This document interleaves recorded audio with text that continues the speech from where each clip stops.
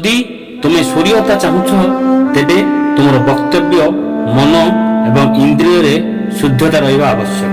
ସେହିଭଳି ତୁମର ହୃଦୟରେ ଦୟା ରହିବା ଉଚିତ।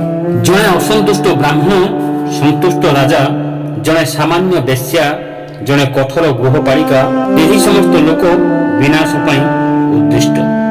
ଲୋଭ ଭଳି ବିପଦପୂର୍ଣ୍ଣ କୌଣସି ରୋଗ ନାହିଁ, ସଂଲଗ୍ନ ପରି କୌଣସି ଶତ୍ରୁ ନାହିଁ, କ୍ରୋଧ ପରି ଅଗ୍ନି ନାହିଁ, ସତ୍ୟ ଜ୍ଞାନ ପରି କୌଣସି ବୁଝାବଣା ନାହିଁ। ଯିବା ଉଚିତ ନୁହେଁ ସେହି ଜାଗାକୁ ଯେଉଁଠାରେ ରୋଜଗାର କରିବାର କୌଣସି ମାଧ୍ୟମ ନାହିଁ, ଯେଉଁଠାରେ ଲୋକମାନଙ୍କର କିଛି ଭୟ ନାହିଁ, ଯେଉଁଠାରେ ଲୋକମାନେ କୌଣସି ଜିନିଷ ପାଇଁ ଲଜ୍ଜିତ ନୁହନ୍ତି, ଯେଉଁଠାରେ ଲୋକମାନେ ବୁଦ୍ଧିମାନ ନୁହନ୍ତି ଏବଂ ଯେଉଁଠାରେ ଲୋକମାନଙ୍କର ଦାନ କରିବାର ପ୍ରବୃତ୍ତି ନାହିଁ। କାଉଠାରୁ ଏହି ପାଞ୍ଚଟି ଜିନିଷ ଶିଖନ୍ତୁ। ଏକୁଟିଆ ଆପଣଙ୍କ ପତ୍ନୀ ସହିତ ଏକ ରୋମାଣ୍ଟିକ ସମୟ ଅତିବାହିତ କରନ୍ତୁ। ସର୍ବଦା ନିର୍ଭୀକତା ରୁହନ୍ତୁ। ଉପଯୋଗୀ ବସ୍ତୁ ସଂଗ୍ରହ କରନ୍ତୁ।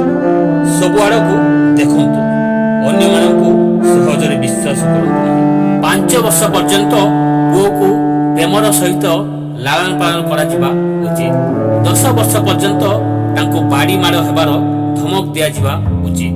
କିନ୍ତୁ ଯେତେବେଳେ ତାଙ୍କୁ 16 ବର୍ଷ ବୟସ ହୁଏ ତାଙ୍କୁ ସାଙ୍ଗ ଭଳି ବ୍ୟବହାର କରିବା ଉଚିତ।